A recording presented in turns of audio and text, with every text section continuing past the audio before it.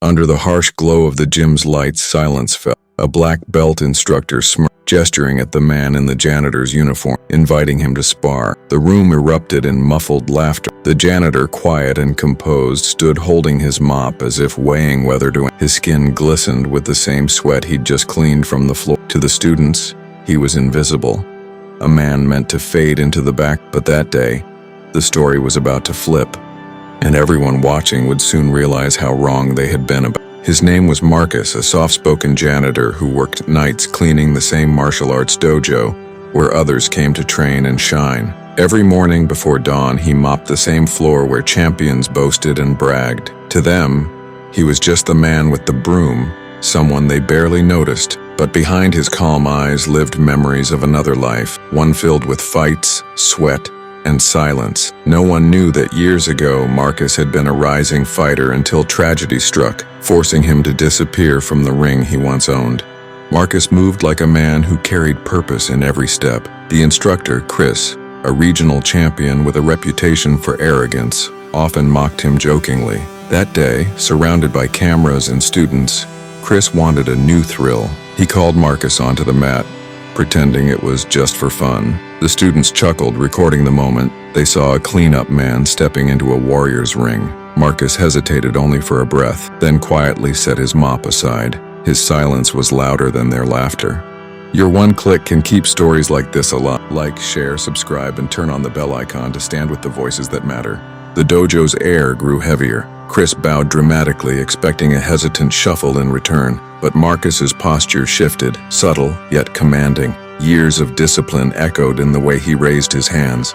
Efficient, balanced, silent. Chris blinked, unsure whether this was coincidence or control. The laughter began to fade. Marcus circled slowly, eyes steady, every motion calculated, like he was reading his opponent's thoughts before they formed. For the first time, Chris felt a flicker of unease beneath his confidence. Then movement exploded. Chris attacked fast, sharp, proud, textbook perfect, but Marcus didn't flinch. His body responded like muscle memory had never left. A single dodge, a pivot, and Chris's arm sliced empty air. Gasps filled the room. Marcus wasn't fighting back. He was teaching through precision, showing patience that humbled rather than humiliated. The students exchanged stunned looks, realizing this wasn't luck. It was legacy resurfacing quietly from beneath a uniform soaked in humility. Word spread quickly through the dojo. Phones stopped recording. Awe replaced arrogance. Each exchange revealed skill buried deep under years of silence. Chris grew frustrated, his strikes reckless now. Marcus only moved with rhythm, his footwork calm, his expression detached from ego. The janitor who swept their mess was sweeping through pride itself. Every deflection, every controlled breath was poetry of discipline, not rage. And with each second, Chris's confidence began to crack under the weight of unseen mastery. It happened in a flash, a flurry of sound and stillness. Chris lunged with his full force, hoping to end it. Marcus stepped aside, redirected the motion, and in one graceful movement sent him to the mat. The room froze. No one cheered. The thud of Chris hitting the floor echoed like thunder across the polished wood. Marcus didn't celebrate. He simply helped him up. A silent gesture that said more than any words ever could. Humility had defeated arrogance without a single insult spoken. For a moment, even Chris couldn't move.